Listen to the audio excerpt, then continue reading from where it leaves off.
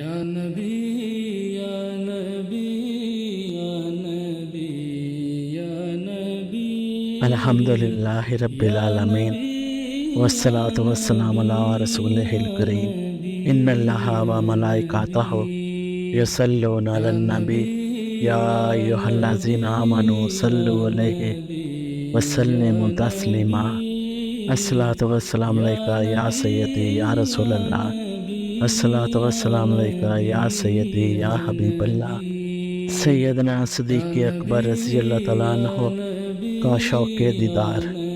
مکہ معظمہ میں اسلام کا پہلا تعلیمی اور تبلیغی مرکز کوہ صفا کے دامن میں واقع دار ارقم تھا۔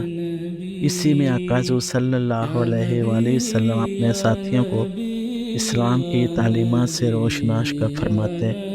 ابھی مسلمانوں کی تعداد 39 تک پہنچی تھی۔ سیدنا صدیق اکبر رضی اللہ تعالیٰ عنہ نے اپنی خواہش کا اظہار کیا کہ میں چاہتا ہوں کہ کفار کے سامنے دعوت اسلام علانیہ پیش کروں۔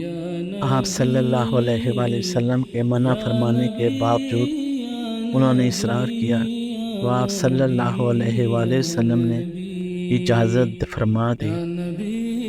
حضرت سیدنا صدیق اکبر رضی اللہ تعالیٰ عنہ نے لوگوں کے درمیان کھڑے ہو کر خطبہ دینا شروع کیا، جبکہ آقا حضور صلی اللہ علیہ وآلہ وسلم بھی تشریف فرما تھے۔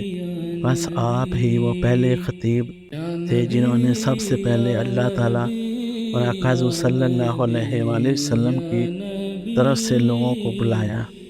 اسی بنا پر آپ کو اسلام کا خطیب اول کہا جاتا ہے۔ کفار نے آپ رضی اللہ تعالیٰ عنہ پر حملہ کر دیا اور آپ کو اس قدر زود و کوب کیا کہ آپ خون میں لت پت ہو گئے۔ انہوں نے اپنی طرف سے آپ کو جان سے مار دینے کی کوئی کسر نہ چھوڑی تھی۔ جب انہوں نے محسوس کیا کہ شاید آپ کی روح قفس عنصری سے پرواز کر چکی ہے، اسی حالت میں چھوڑ کر چلے گئے۔ آپ کے خاندان کے لوگوں کو پتہ چلا تو وہ آپ کو اٹھا کر گھر لے گئے اور آپس میں مشورے کے بعد فیصلہ کیا کہ ہم اس ظلم کا ضرور بدلہ لیں گے، لیکن ابھی آپ کے سانس اور جسم کا رشتہ برقرار تھا۔ آپ رضی اللہ تعالیٰ عنہ کے والد گرامی ابو قحافہ والدہ اور آپ کا خاندان آپ کے ہوش میں آنے کے انتظار میں تھا، مگر جب ہوش آیا اور آنکھ کھولی تو آپ رضی اللہ تعالیٰ عنہ کی زبان اقدس پر جاری ہونے والا پہلا جملہ یہ تھا کہ آقا حضور صلی اللہ علیہ وآلہ وسلم کا کیا حال ہے۔ تمام خاندان اسی بات پر ناراض ہو کر چلا گیا کہ ہم تو اس کی فکر میں ہیں اور اسے کسی اور کی فکر لگی ہوئی ہے۔ آپ کی والدہ آپ کو کوئی شے کھانے یا پینے کے لیے کہتی، لیکن اس عاشق رسول صلی اللہ علیہ وآلہ وسلم کا ہر مرتبہ یہی جواب ہوتا کہ اس وقت تک کچھ نہیں کھاؤں پیوں گا جب تک مجھے اپنے محبوب صلی اللہ علیہ وآلہ وسلم کی خبر نہیں مل جاتی کہ وہ کس حال میں ہے۔ لختے جگر کی یہ حالت ذات دیکھ کر آپ کی والدہ کہنے لگی، خدا کی قسم مجھے آپ کے دوست کی خبر نہیں کہ وہ کیسے ہیں۔ آپ رضی اللہ تعالیٰ عنہ نے والدہ سے کہا کہ حضرت جمیل رضی اللہ تعالیٰ عنہ بنت خطاب سے آقا حضور صلی اللہ علیہ وآلہ وسلم کے بارے میں پوچھ کر آؤ۔ آپ کی والدہ جمیل رضی اللہ تعالیٰ عنہ کے پاس گئیں اور حضرت ابوبکر صدیق رضی اللہ تعالیٰ عنہ کا واقعہ بیان کیا، کیونکہ انہیں بھی اپنا اسلام خفیہ رکھنے کا حکم تھا۔ اس لیے انہوں نے کہا کہ میں ابوبکر رضی اللہ تعالیٰ عنہ اور اس کے دوست محمد بن عبداللہ کو نہیں جانتی۔ ہاں، اگر تو چاہتی ہے تو میں تیرے ساتھ تیرے بیٹے کے پاس چلتی ہوں۔ حضرت جمیل رضی اللہ تعالیٰ عنہ آپ کی والدہ کے ہمراہ جب سیدنا صدیق اکبر رضی اللہ تعالیٰ عنہ کے پاس آئیں تو ان کی حالت دیکھ کر اپنے جذبات پر قابو نہ رکھ سکیں اور کہنے لگی، مجھے امید ہے کہ اللہ تعالیٰ ضرور ان سے تمہارا بدلہ لے گا۔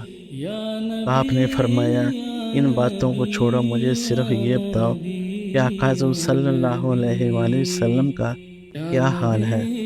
انہوں نے اشارہ کیا کہ آپ کی والدہ سن رہی ہیں۔ آپ نے فرمایا کہ فکر نہ کرو بلکہ بیان کرو۔ انہوں نے عرض کیا، آپ صلی اللہ علیہ وآلہ وسلم محفوظ اور خیریت سے ہیں۔ حضرت ابوبکر صدیق رضی اللہ تعالیٰ عنہ نے پوچھا، آپ اس وقت کہاں ہیں؟ انہوں نے عرض کیا کہ آپ صلی اللہ علیہ وآلہ وسلم دار ارقم میں ہی تشریف فرما ہیں۔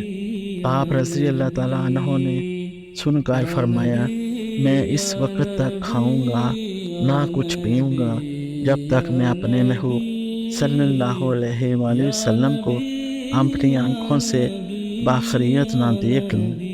شمع مصطفی صلی اللہ علیہ وآلہ وسلم کے اس پروانے کو سہارا دے کر دار ارقم لایا گیا۔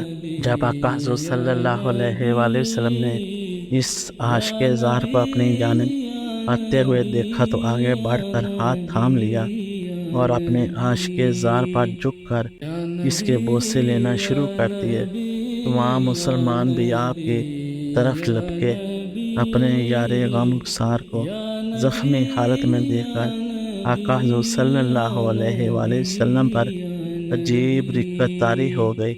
انہوں نے عرض کیا کہ میری والدہ حاضر خدمت ہے، ان کے لیے دعا فرمائیں کہ اللہ تعالیٰ انہیں دولت ایمان سے نوازے۔